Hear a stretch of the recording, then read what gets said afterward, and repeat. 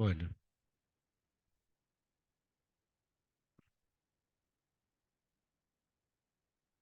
ahí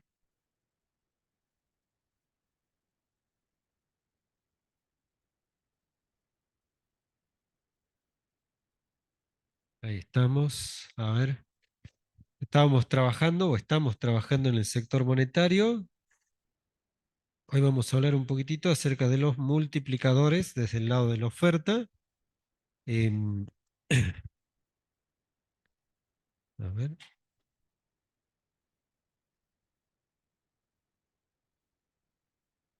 esperen un segundo, creo que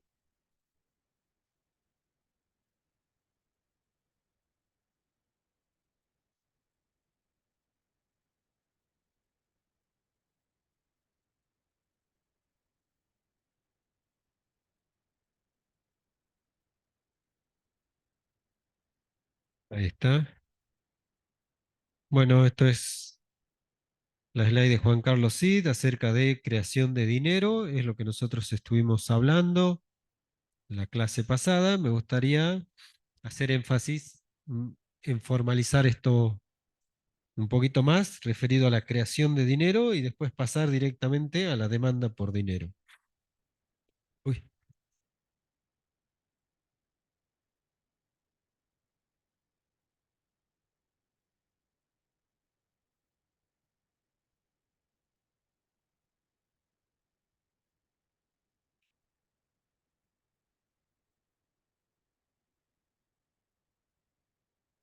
ahí está. Bueno, nosotros conocemos esta idea de creación secundaria de dinero a partir de cómo los depósitos se van expandiendo en el sistema financiero. Entonces, yo digo que el multiplicador bancario es la cantidad de veces que se incrementan los depósitos como consecuencia de un aumento inicial en billetes y monedas, como una creación primaria.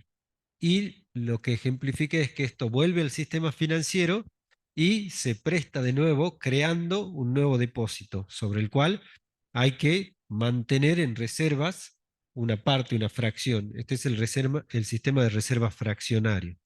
¿Hasta cuánto se expande esto? Nosotros vamos a decir que la capacidad expansiva del sistema financiero se entiende como multiplicador bancario y es la inversa del encaje legal o del encaje. Así, si el encaje es el 20% o el 0,20, significa que de cada peso de depósitos nuevo que ingresa al sistema, es menester que el banco comercial, que el intermediario financiero mantenga el 20% y el restante lo puede utilizar para un nuevo préstamo. Entonces, como en el ejemplo, si es el 20%, la capacidad expansiva del sistema es 1 sobre 0,2, 5. Es decir, se puede expandir hasta 5 veces. Con lo cual, como la última ecuación que vemos ahí, el incremento del depósito es 5 veces el incremento de las reservas o el incremento inicial. Así, en el ejemplo, sí, aumenta en 1.000 pesos los depósitos iniciales, lo que va a suceder es que la expansión se hace 5 veces por esos 1.000 pesos. 5.000 pesos. Con lo cual hay 1.000 pesos físicos originales más 4.000 de una creación secundaria de dinero. La expansión hizo que se expanda, valga la redundancia, en 5 veces. Ahora fíjense ustedes que se expandió en 5.000 si el encaje es del 20%. El 20% de 5.000 es 1.000. Con lo cual, también se dice que la capacidad expansiva del sistema financiero se da hasta cuando todos los depósitos originales se mantienen en reservas. Es decir, entró 1.000 pesos, yo tenía que dejar el 20%, 200, lo mando, presto 800, de 800 el 20%, 160, y así, hasta que la suma de esas reservas adicionales equipare al depósito original, hasta ahí se puede expandir el sistema. Dicho de otra forma, entonces, la capacidad expansiva del sistema financiero está a partir de la inversa del encaje legal o hasta que el depósito original se mantenga por completo en reservas. Bueno, ese es el multiplicador bancario.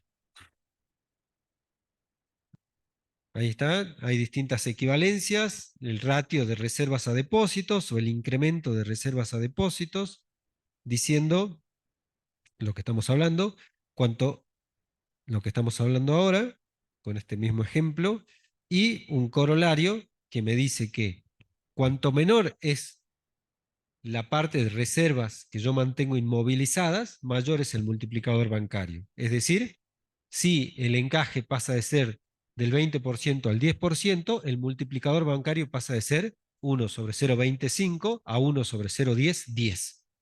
Entonces, si disminuye el encaje, el sistema se puede expandir más.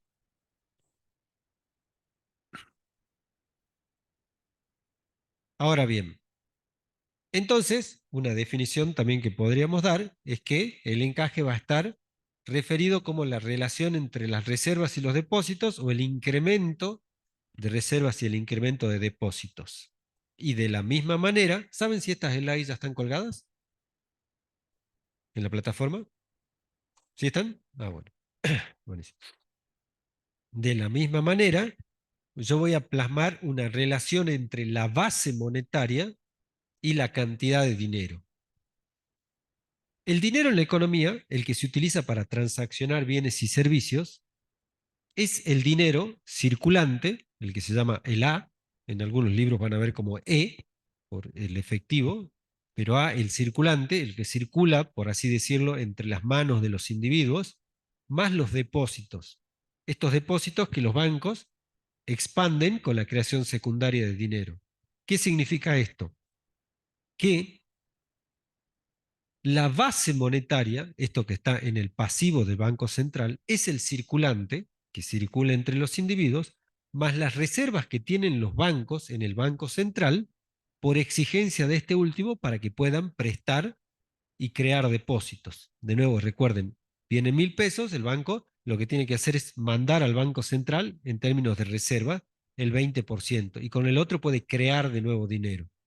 Es decir, la base monetaria es el dinero que existe, el dinero existente, físico, el circulante, el que nosotros utilizamos, nos pasamos, más las reservas de los bancos comerciales en el Banco Central, las reservas que en verdad existen, el 20%.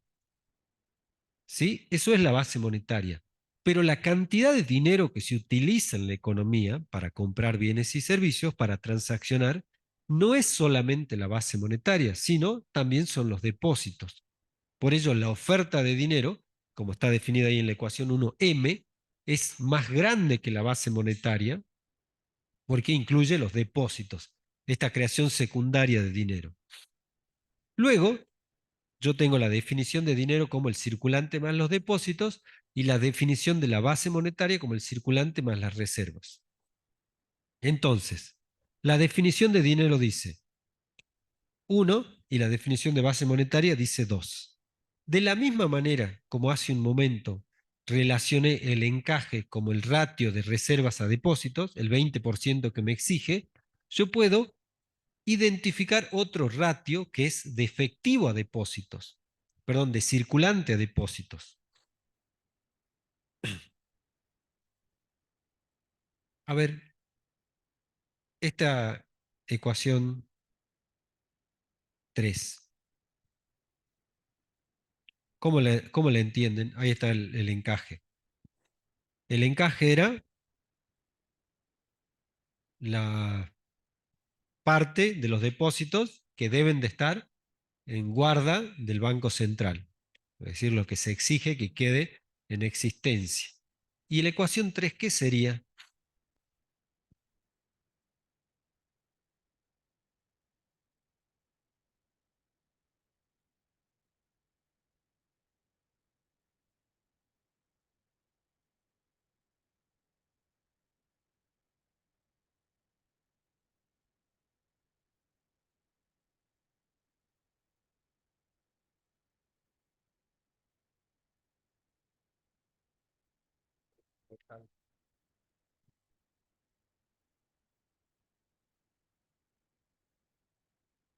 Ajá.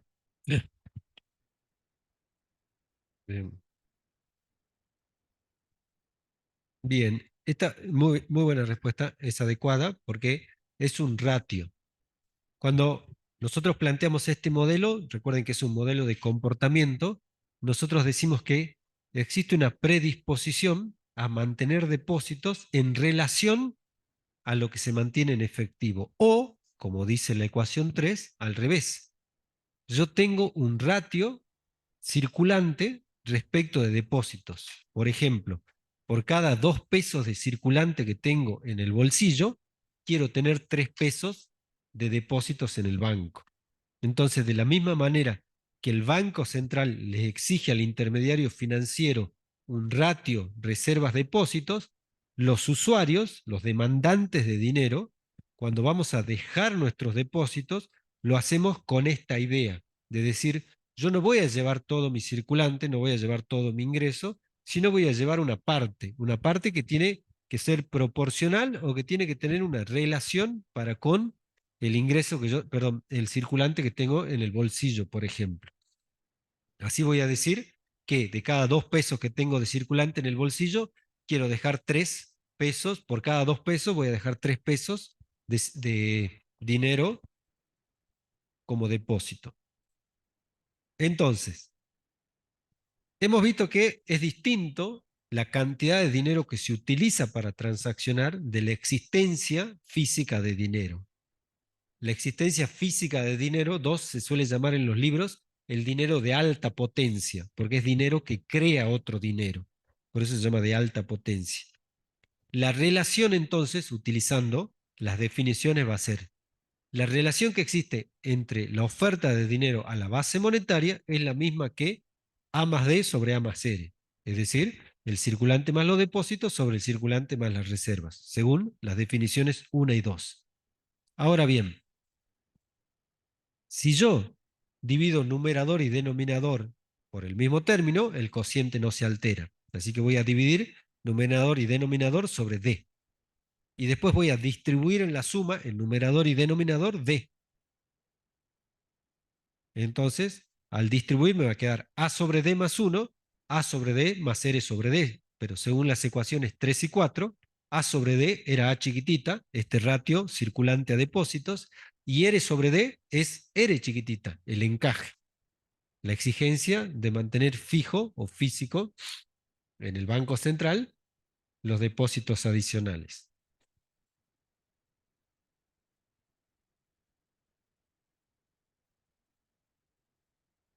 Con lo cual,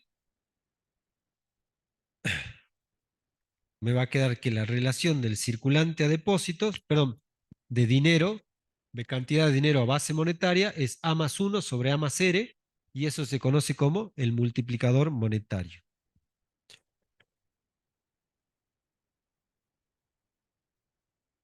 ¿Ahí? Bueno,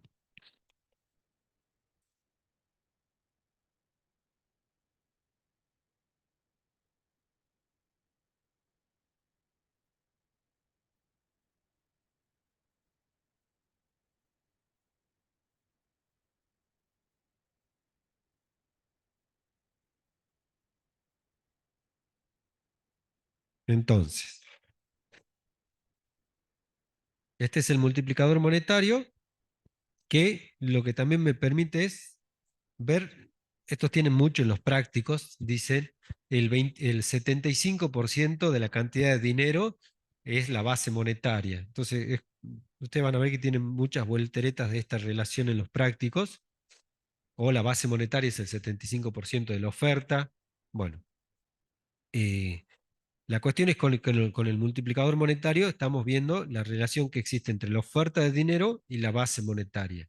Dado que A está en el numerador y en el denominador, y que R, el encaje en un sistema de reserva fraccionario, es menor que la unidad, va a suceder que el denominador va a ser menor que el numerador y por ende el multiplicador, el cociente, va a ser mayor que 1. ¿Eso qué significa? Que por lo general, en la economía, la oferta de dinero, la cantidad de dinero que se utiliza para transaccionar, es mayor que la base monetaria, que el dinero de alta potencia. ¿Por qué? Porque existen los depósitos, porque se crea de manera secundaria dinero. Hay más dinero creado que el dinero existente. De nuevo, esto también, fíjense en los temarios de los exámenes anteriores, Siempre se juega con, cuando R disminuye, el multiplicador aumenta, disminuye, se mantiene igual, cuando A es igual a, cuando el multiplicador es igual a 1, cuando R, chiquitito, es igual a 1, cuando no existe sistema de reserva fraccionario. Cuando el encaje es perfecto, por cada peso que entra hay que dejar el peso entero. Entonces no existe una expansión de la oferta de dinero. La oferta de dinero es igual a la base monetaria. ¿Sí? Definiciones de todo lo mismo. Cuando la oferta de dinero es igual a la base monetaria, cuando R es igual a 1, cuando el multiplicador monetario es igual a 1. Entonces, fíjense por favor cómo le dan un poquito de vuelta para tratar de entender esto. Ahí está lo que estoy diciendo, exactamente lo que estoy diciendo, así que después lo pueden repasar en el slide. Por lo general, la oferta monetaria es mayor que la base monetaria. Suceden casos en que el encaje, el requisito de reservas, no solamente es por parte del Banco Central, sino que hay un requisito de reservas adicional por parte de los mismos bancos comerciales. Por ejemplo, el Banco Central me dice el 20% de reservas, perdón, el 20% de los nuevos depósitos hay que mantenerlos en reserva. Pero a su vez los bancos deciden tener un 5% más.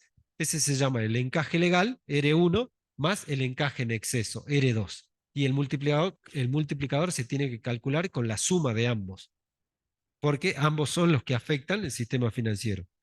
Fíjense que no es más que el desagregado, viendo cómo el aumento de uno afecta al multiplicador.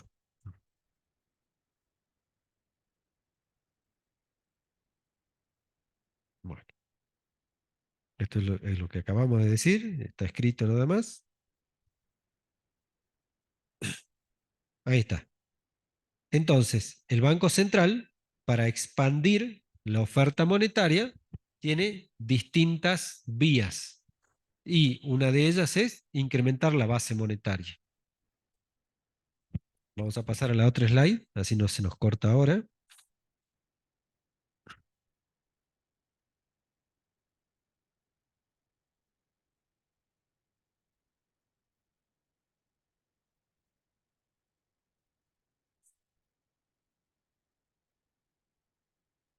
Ahí estábamos.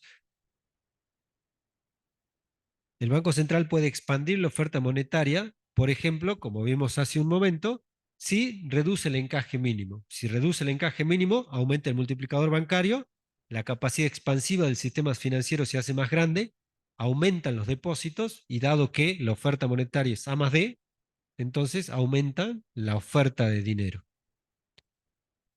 Pero también puede hacerlo directamente aumentando la base monetaria. ¿Cómo puede aumentar la base monetaria el Banco Central?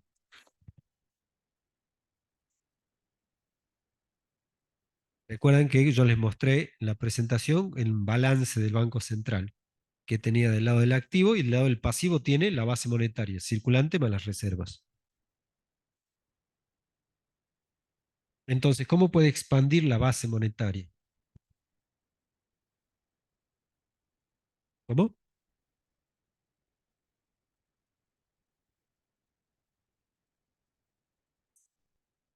¿Sin qué? ¿Pero cómo?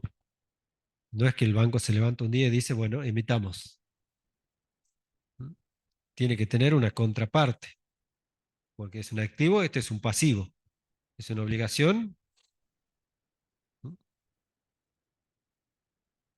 Fíjense, recuerden por favor en la presentación anterior, tenemos el activo del Banco Central y hay tres cuentas o partidas importantes.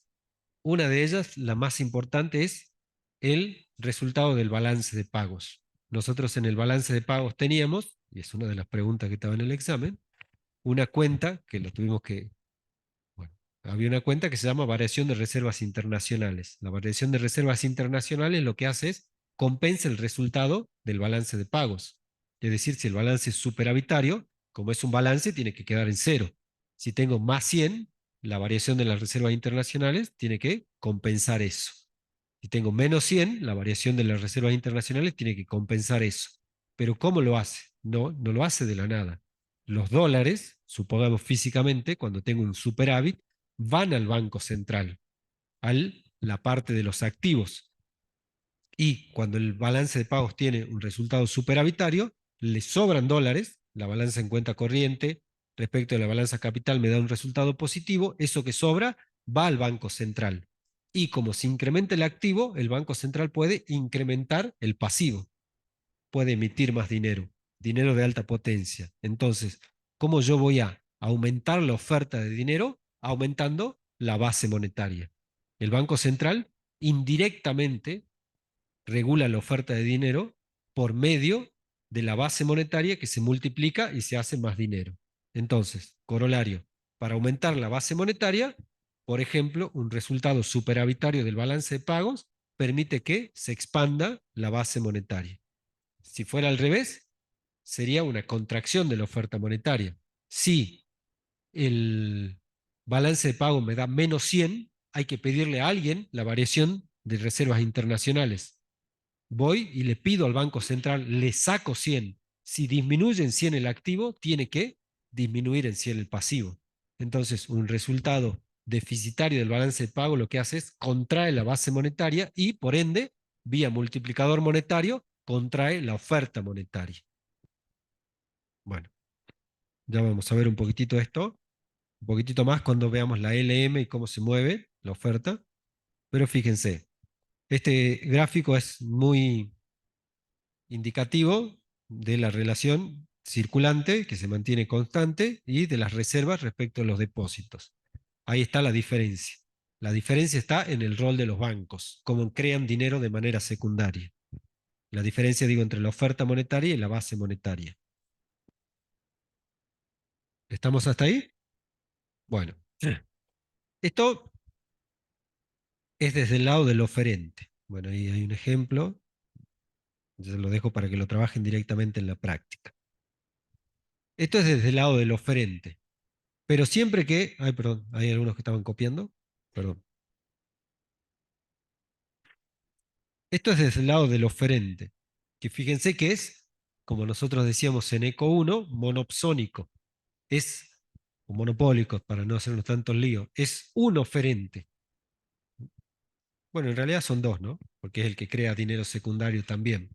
Pero el Banco Central, como que tiene el monopolio de la creación de dinero de alta potencia, excepto en el entendimiento de qué es el dinero, que yo creaba el dinero con esa hojita que decía vale por la regularidad, en un sistema económico, y se llama en una economía monetaria, hay una persona, un individuo, un agente que tiene la potestad de crear dinero, por ley, es decir, está reglamentado que tiene ese rol, además de plasmar cuáles son las reglas de juego, quién es un intermediario financiero y qué tiene que hacer.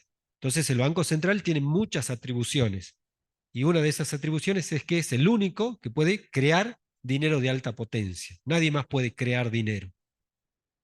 ¿Sí? Si quieren después hablamos un poquitito de lo que son los cuasibonos y de lo que está pasando, por ejemplo, en La Rioja, que están creando deuda que se parece a dinero, pero que no es dinero de alta potencia, no se puede multiplicar. Bueno, pero de la misma manera que hay un oferente, del otro lado tenemos que encontrar, si está la oferta, ¿qué tenemos que encontrar? La demanda. Y a diferencia de la característica del oferente, los demandantes son atomizados. Son las familias, son las empresas, es el Estado, es el sector gobierno, hay muchísimos demandantes. Y lo que nosotros vamos a hacer es caracterizar a esos demandantes, diciendo cómo demandan dinero. Y vamos a hacer foco en individuos llamados empresas, firmas y en hogares, para ver por qué se demanda dinero. Y vamos a ir trabajando eso el día de hoy. Ojalá que pudiéramos terminar todo. Es un poquito largo. Y ya la próxima clase vamos a tratar de finalizar el tema y llegar a la LM. Es muy importante. Bueno, primero, la oferta de dinero es un stock, es en un momento. Y la demanda también. Ahora, ¿por qué? Y esto tiene que ver con la concepción misma de dinero, ¿para qué necesito dinero? ¿Por qué creen ustedes que, a ver, les adelanto una cosita. La oferta de dinero que acabamos de estudiar Es una oferta nominal, no es real, ¿sí? Porque yo estoy expandiendo la oferta de dinero, pero nominal. Sin embargo, la demanda de dinero es una demanda de un saldo monetario real. ¿Por qué la demanda de dinero es un saldo monetario real?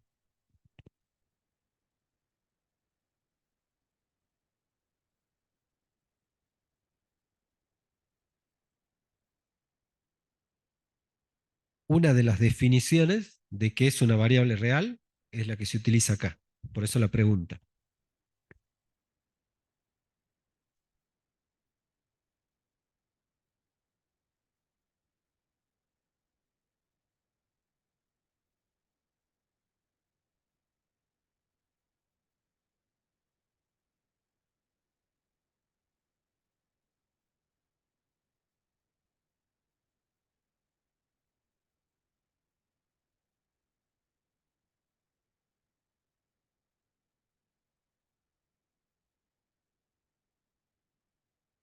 Uy, me olvidaron la llave acá.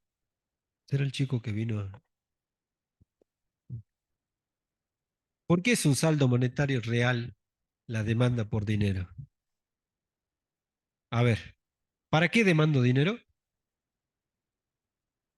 ¿Para? Exactamente. Y si el precio de los bienes aumenta, ¿qué va a pasar con mi demanda por dinero? Exactamente.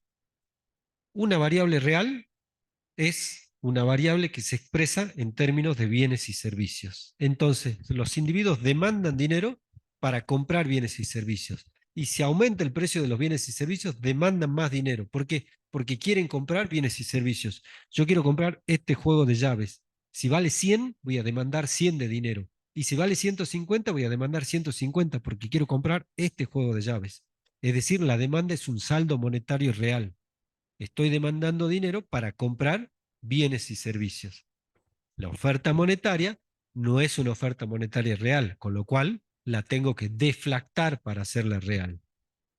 Pero eso lo vamos a hacer en el equilibrio. Bueno, entendido eso, voy a decir que los agentes económicos demandan dinero por tres motivos. Estos son los motivos por los que se demanda dinero.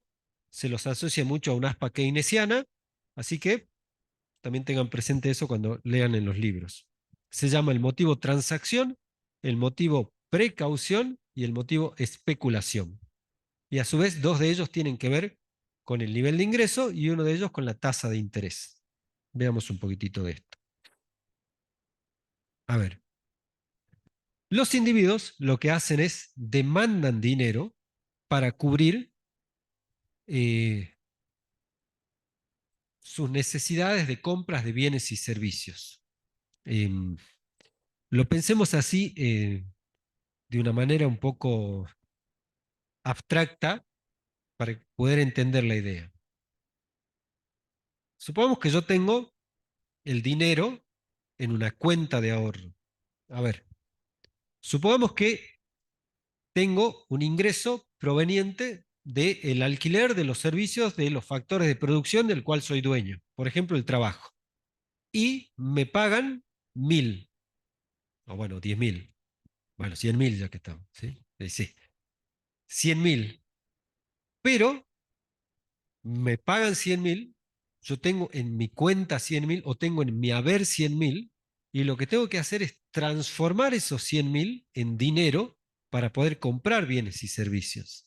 Entonces voy a suponer que yo tengo en mi haber, es decir, me van a pagar 100.000 y ahora voy a decidir que cuando me mandan al banco a mi cuenta esos 100.000, yo puedo ir y transformarlo en dinero. Me voy hasta el cajero y lo saco del cajero.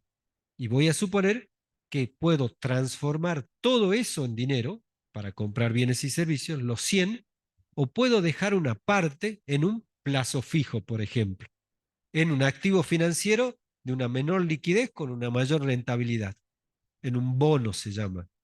Todo lo que no sea dinero, para nosotros en este momento, pasa a llamarse bono. Por contraposición, recuerden que les había dicho que esta es la unidad del equilibrio del sector financiero, con lo cual cuando encontremos el equilibrio en el dinero, por complemento vamos a encontrar el equilibrio en los bonos y por ende vamos a encontrar el equilibrio en el sector financiero. Entonces, supongamos esto. Tengo en mi haber 100.000 y me lo mandan al banco y yo ahí puedo decidir si voy y lo saco o lo dejo en una cuenta o en un plazo fijo. ¿Ok? Entonces, cuando yo voy a sacarlo, lo que hago es lo convierto ese ingreso, o perdón, convierto ese bono en dinero para comprar bienes y servicios. ¿Estamos hasta ahí? ¿Sí? Es una idea muy sencilla, pero es la base de esto que se llama el modelo de Baumol y Tobin, de cómo los individuos administran su dinero. Dado que los individuos son en su comportamiento clásico o neoclásico o tradicional optimales, es decir, siempre tienen que optimizar, ¿por qué motivo yo convertiría todo en dinero si no necesito comprar todo hoy? ¿Por qué motivo dejaría de ganar interés diciendo, che, en vez de convertir todo mi ingreso en dinero, los 100.000, capaz que convierto la mitad, los 50 lo dejo en un plazo fijo, me rinde intereses y mañana capital o principal más intereses pueden comprar más bienes y servicios? Entonces, la idea sería, bueno, entonces deja todo. No, no puedo dejar todo porque tengo que comprar algo. Listo. Se acaba de plasmar una situación de optimización. Yo tengo que saber cuánto necesito para comprar bienes y servicios, dado que si retiro, dejo de ganar. Entonces, si convierto de bonos a dinero, dejo de ganar intereses. Pero si convierto a dinero, puedo comprar bienes y servicios. Estoy en el delgado equilibrio de cuánto dinero necesitas para comprar bienes y servicios y cuánto podés posponer para ganar intereses para después comprar más bienes y servicios. ¿Estamos hasta ahí? Bueno, acá es donde entra esto. Entonces, decimos en el motivo transacción que vamos a mantener una cantidad de dinero, voy a tener dinero, voy a convertir dinero para cubrir las diferencias en el tiempo entre las entradas de dinero y la realización de gastos monetarios. Es decir, yo necesito gastar durante esta semana y por algún motivo no voy a poder convertir bonos a dinero, entonces voy a sacar y voy a tener para gastar durante esta semana, en el colectivo, en el almuerzo, en los apuntes, en lo que sea. Entonces voy a hacer eso.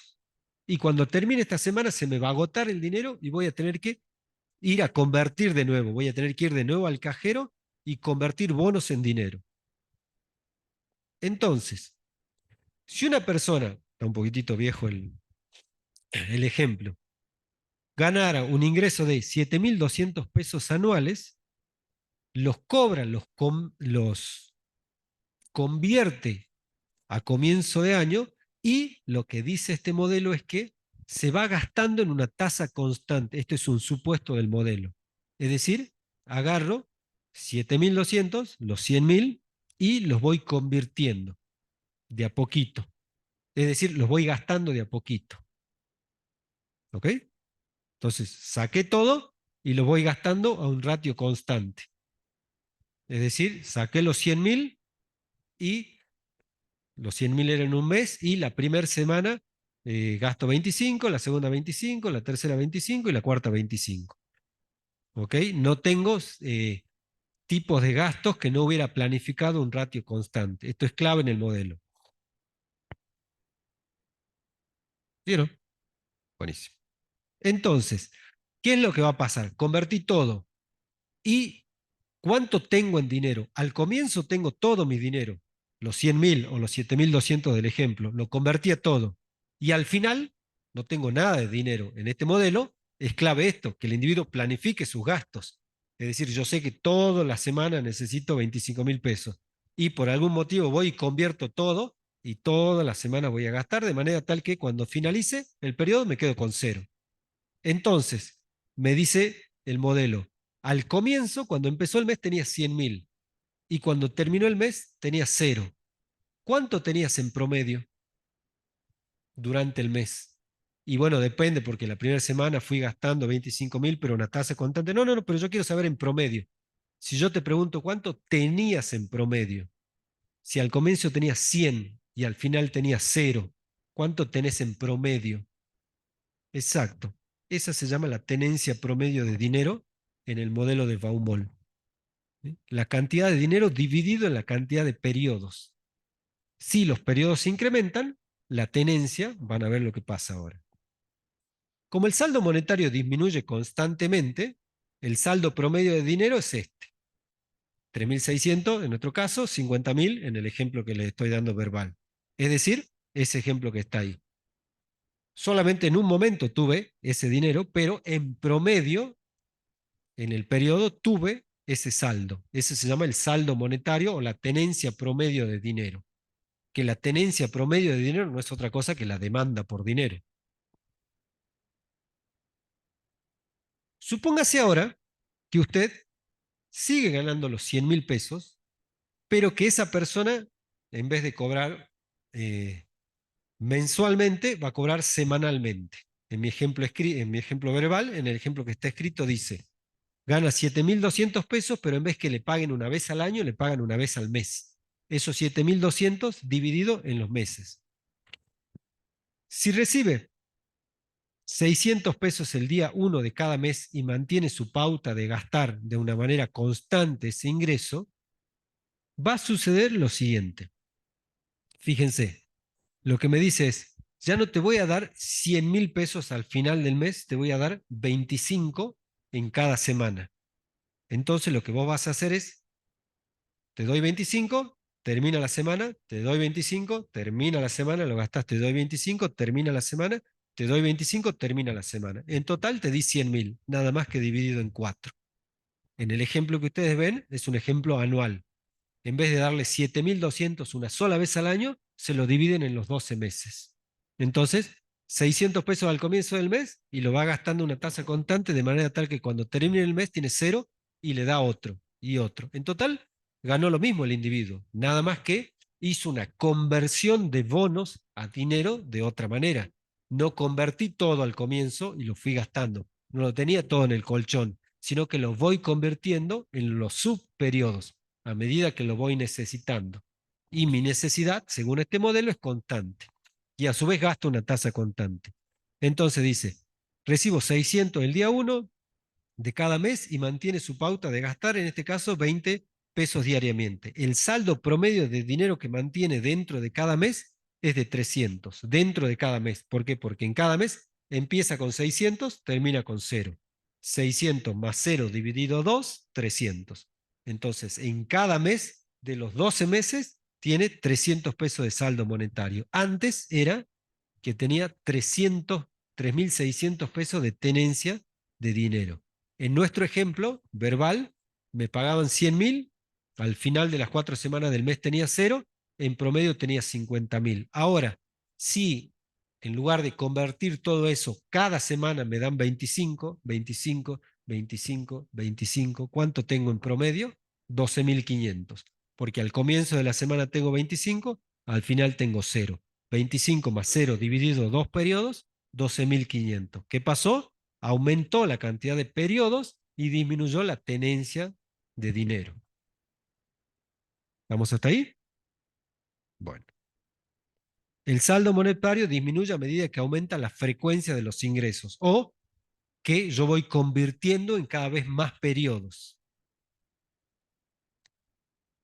Supóngase que cobra los 600 pesos al comienzo de cada mes, pero en vez de gastar 20 diariamente, tiene que pagar 200, bueno, el día 10, otros 200 el día 20 y los 200 restantes el día 30. Su saldo monetario del mes es así. 600 durante 10 días, 400 durante 10 días, 200 durante 10 días. Es decir, ahora la tasa de conversión ya es distinta. Sigue siendo 12.000 y el saldo promedio, 12.000 dividido 30 días, es de 400. Cuando los gastos eran diarios, el saldo promedio de esa misma persona era menor. Bueno, vamos a la conclusión. El saldo promedio disminuye a medida que aumenta la frecuencia de los gastos.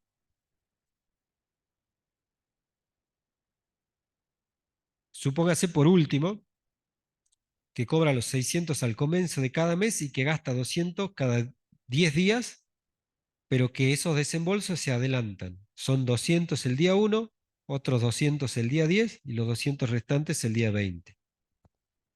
Bueno, tengo este saldo monetario. 400 durante 10 días, 200 durante 10 días, 0 durante 100 días. Saldo promedio 6.000 dividido 30. El saldo promedio es menor cuanto mayor es la coincidencia temporal entre ingresos y gastos.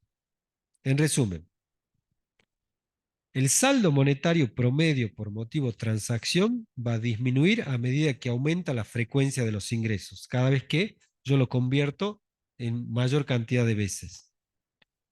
Va a aumentar, va a disminuir a medida que aumenta la frecuencia de los gastos y va a disminuir a medida que se corresponda la coincidencia temporal entre ingresos y gastos. Dicho de otra manera, estas características se modifican lentamente en el tiempo, pues en definitiva la demanda de saldos monetarios reales para transacciones variará en proporción al ingreso.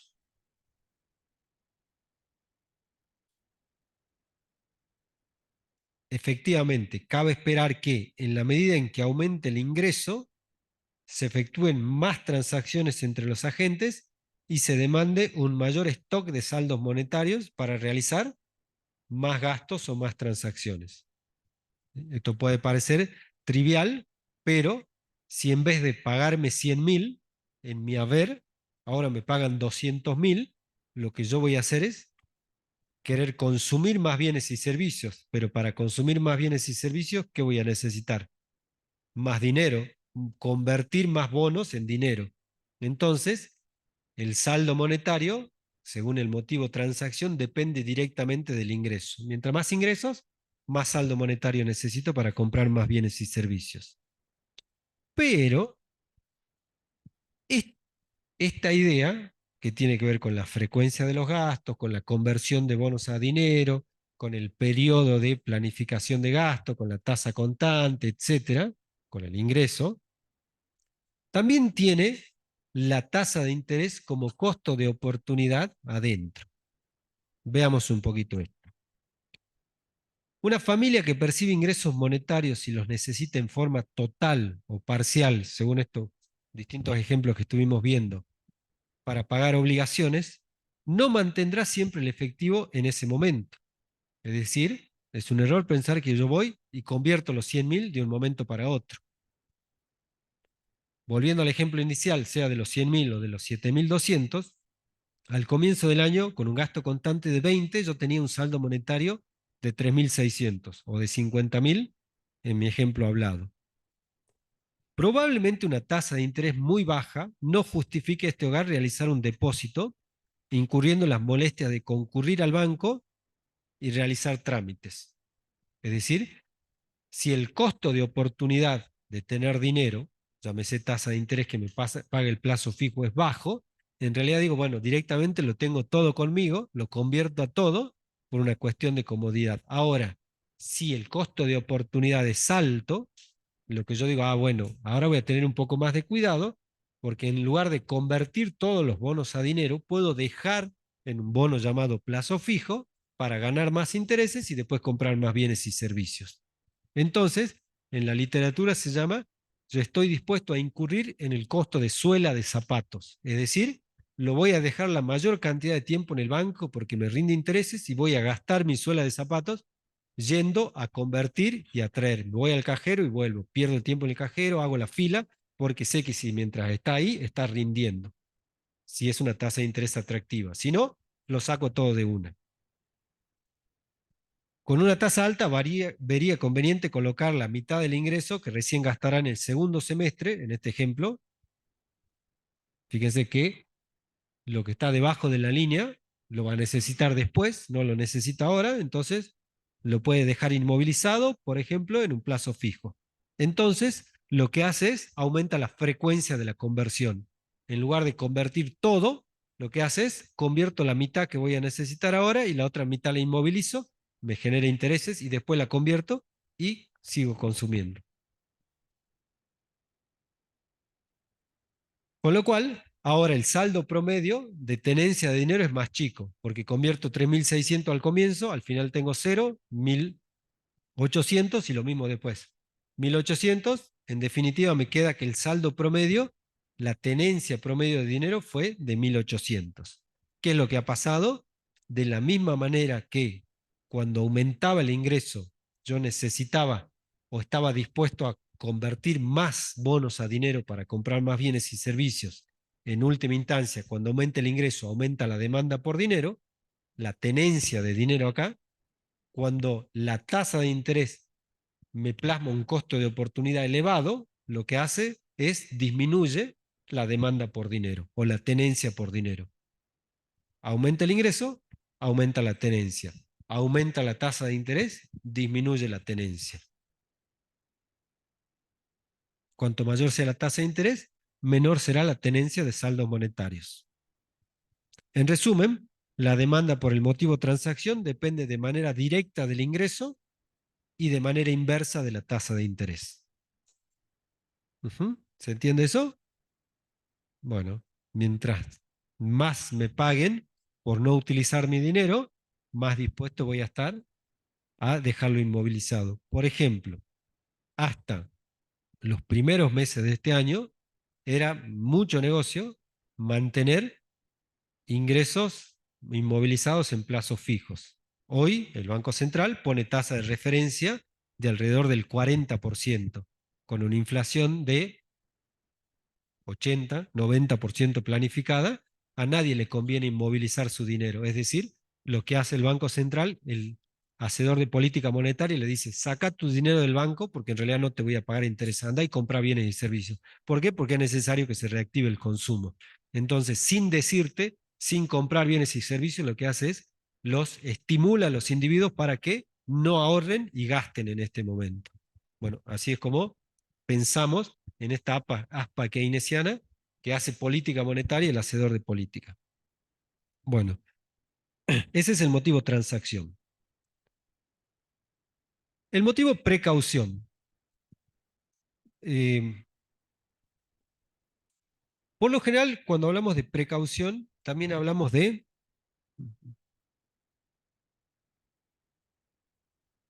acá directamente, eh, oportunidades y de necesidades y de urgencias que tiene que ver con el nivel de ingreso e inversamente con la tasa de interés. Tiene que ver directamente con el nivel de ingreso e inversamente con la tasa de interés. Dice motivo precaución porque hace referencia a las necesidades de dinero que tienen los individuos para aprovechar oportunidades o sortear emergencias que no estaban previstas en esa planificación constante del gasto. Yo no tenía previsto enfermarme a las 3 de la mañana y salí a comprar a la farmacia y resulta que la farmacia solo me acepta efectivo. Entonces, ¿qué es lo que pasó? Y yo tenía mi tasa del 20% y por más que le explique al farmacéutico que mi modelo de Baumol y qué sé yo, no me va a vender el antigripal. Entonces, por si acaso, lo que hace el individuo es, como sabe que pueden existir esos cosos, esas situaciones, mantiene una proporción de dinero en efectivo. Como así también, si vas a una feria y resulta que en tu planificación del gasto no estaba previsto encontrarte con una oportunidad de venta, perdón, con una oportunidad de compra y ves un bien en el hot sale o en alguna feria a un precio relativamente bueno y lo querés comprar, si no estuviste en la planificación de la transacción contante, por el motivo transacción contante, no vas a tener dinero para eso. Entonces, por si acaso, los individuos también resguardan dinero. Pero esta relación tiene que ver proporcionalmente con el ingreso. Mientras más ingresos tengan, voy a decir que más dinero para precaución van a guardar e inversamente con la tasa de interés. Mientras nuevamente más alto sea el coste de oportunidad, menor dinero por precaución van a querer guardar.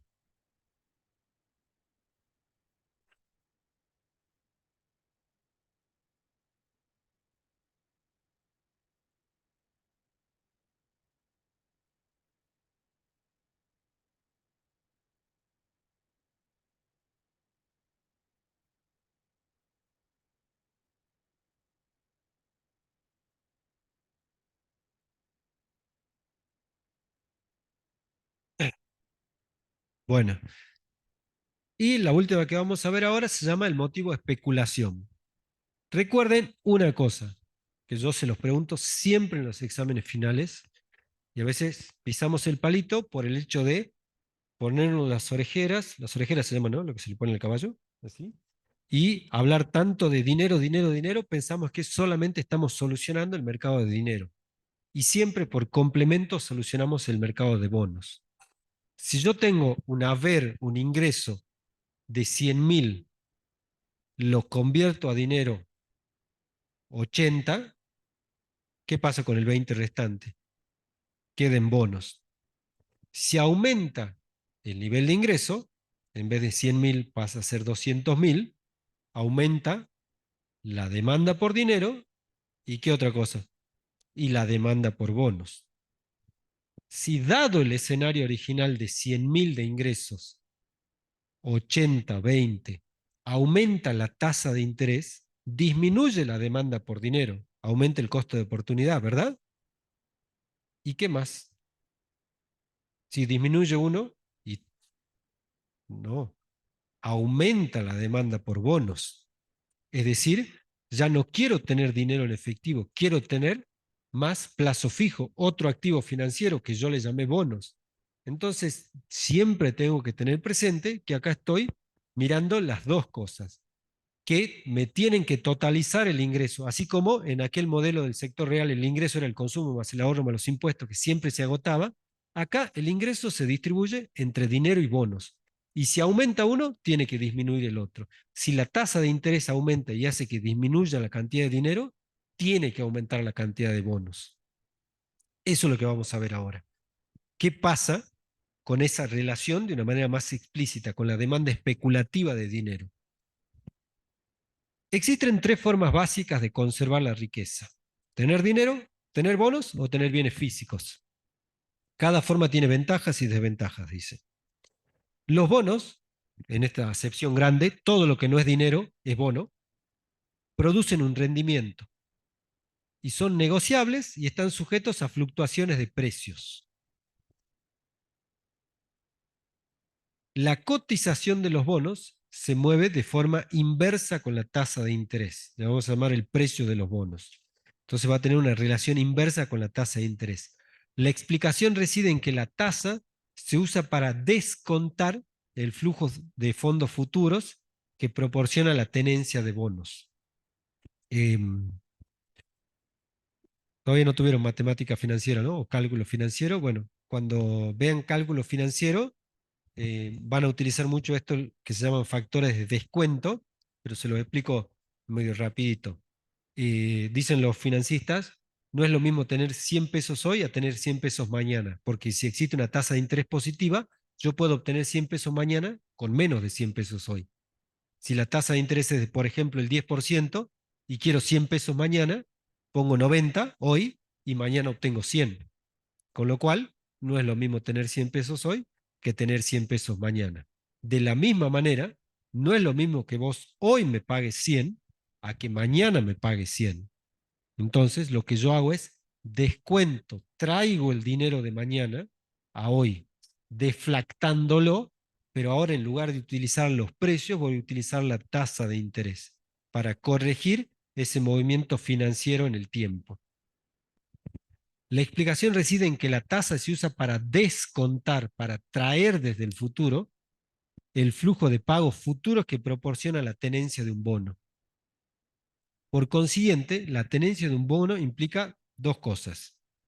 Primero, hay distintos tipos de bonos. Nosotros vamos a decir que si yo tengo un bono, sé que, por ejemplo, todos los meses el plazo fijo me rinde interés. Entonces tengo una renta fija. Voy a saber que tengo una renta fija. Y queda sujeto al riesgo de una ganancia o una pérdida de capital cuando venda el bono. Eh, Estos se llaman precios de paridad. Los bonos tienen supongamos un cartón que tiene un valor nominal, que dice que vale 100. ¿Sí? Hoy vale 100 y mañana con el interés, y esos 100, como si fuera un pagaré, me va pagando una partecita de intereses en todos los periodos. Pero el bono vale 100.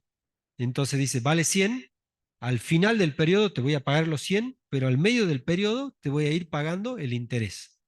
Entonces, es decir, alguien me prestó dinero, yo le di un pagaré que dice, pagaré al finalizar el periodo 100. Y cuando se finaliza el periodo, a fin de año. Pero todos los meses le pago intereses. ¿Sí? Esa es la cuota parte, perdón, el cupón del bono. Ahora, cuando llega el final del periodo, viene la persona y me dice, bueno, aparte del interés, ahora quiero el principal. Listo, aquí tiene el principal y ahí saldamos la deuda. Sin embargo, los bonos tienen un mercado de transacción. Y es el mercado de transacción donde yo puedo vender un bono. Porque yo digo, che, tengo un pagaré de Gastón, te lo puedo vender a vos y lo que vos podés hacer es decir, bueno, te lo acepto, pero te voy a descontar el valor, porque no es líquido, porque Gastón no tiene buena reputación o porque sencillamente hay un montón de gente que anda vendiendo pagarés, ¿sí? Los famosos cheques voladores. Y hay un montón de gente que puede pagar cosas con cheques. Entonces lo que hago es, sí te voy a aceptar, pero voy a descontar. Entonces, el valor que tiene el bono en el cartón no necesariamente es el valor al que se negocia o se acepta en la economía. Entonces vos me decís, yo te acepto que me pagues, pero no te voy a tomar 100. Para mí, me acabas de pagar 70. Pero bueno, vaya y véndaselo a otro. Perfecto. Entonces, esa es la diferencia o ese es uno de los riesgos. ¿Ok? Dicho sea de paso, muy laxamente, esta ha sido la explicación del problema que nosotros tenemos en Argentina con nuestros bonos de deuda. Nuestros bonos de deuda tienen un valor de paridad que no se acepta en el mercado internacional porque siempre estamos en riesgo de default. Siempre nos cobran un sobreinterés por si acaso defaulteamos o no pagamos y siempre nos castigan por haber defaulteado antes. Entonces, cuando voy con Argentina diciendo, che, tengo un bono que vale 100, no, no, no. Dice, te lo compro a 20 porque vos tenés una historia de que siempre por algún motivo pasa algo y no pagás. Entonces, si querés, dame 100 y yo te doy 20. Bueno, otra charla, para otra charla. Entonces, la tasa de interés y la cotización de los bonos se mueven en sentido inverso.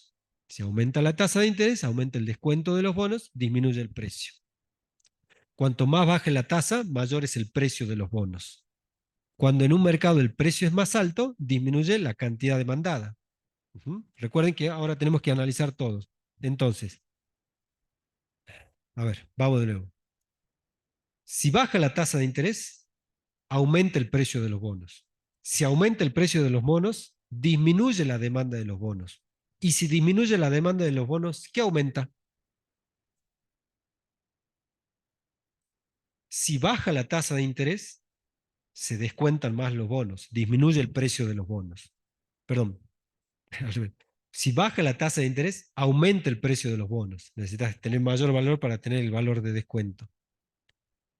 Si baja la tasa de interés, aumenta el precio de los bonos. Si aumenta el precio de los bonos, disminuye la demanda de los bonos. Y si disminuye la demanda de los bonos, ¿qué es lo que aumenta? La demanda por dinero. En las colas, acabo de decir, disminuyó la tasa de interés y aumentó la demanda de dinero. Pero no porque la demanda de dinero haga disminuir la demanda, perdón, que la disminución de la tasa de interés haga disminuir la demanda de dinero, sino porque cuando disminuye la tasa de interés, aumenta el precio de los bonos, disminuye la demanda de bonos, aumenta la demanda por dinero. Disminuyó la tasa de interés al comienzo, aumentó por la demanda de dinero al final. ¿Sí? Al revés, si aumenta la tasa de interés, disminuye el precio de los bonos. Si disminuye el precio de los bonos, aumenta la demanda de bonos. Y si aumenta la demanda de bonos, ¿qué disminuye? La demanda por dinero. Entonces, en las colas, aumentó la tasa de interés y disminuyó la demanda por dinero. ¿Ok? Ese es el razonamiento que nosotros tenemos que tener. La tasa de interés le pone un costo de oportunidad al dinero, pero porque hace más atractivo o menos atractivo la demanda del otro activo financiero. De nuevo, y por último, aumenta la tasa de interés, disminuye el precio de los bonos, aumenta la demanda de bonos, disminuye la demanda por dinero. En las colas, aumentó la tasa de interés, disminuyó la demanda por dinero. ¿Sí? ¿Lo dije bien? Disminuye la tasa de interés, aumenta el precio de los bonos, disminuye la demanda de los bonos aumenta la demanda por dinero. Aumenta la tasa de interés, disminuye el precio de los bonos. Aumenta la demanda de bonos, disminuye la demanda de dinero. Ujú.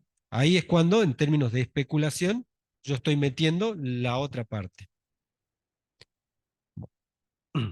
Entonces tengo esta relación inversa entre la demanda por dinero y la tasa de interés, pero porque por medio están los bonos. Si aumenta la tasa de interés, disminuye el precio de los bonos, aumenta la demanda de bonos y disminuye la demanda de dinero. En las colas existe una relación inversa entre la tasa de interés y la demanda por dinero que es indirecta, que es por medio de la demanda de bonos. Entonces, el gráfico muestra que la cantidad demandada de dinero por razones especulativas aumenta cuando disminuye la tasa de interés. ¿Por qué? Porque cuando aumenta la tasa de interés, exactamente, cuando aumenta la tasa de interés, pasa todo eso que estuvimos diciendo. Bueno, vamos a dejar acá. En la próxima clase vemos lo que es trampa de liquidez y vemos el equilibrio LM. Muchas gracias. Bueno, dejo de compartir, dejo de grabar. Les quiero hacer una consulta. El,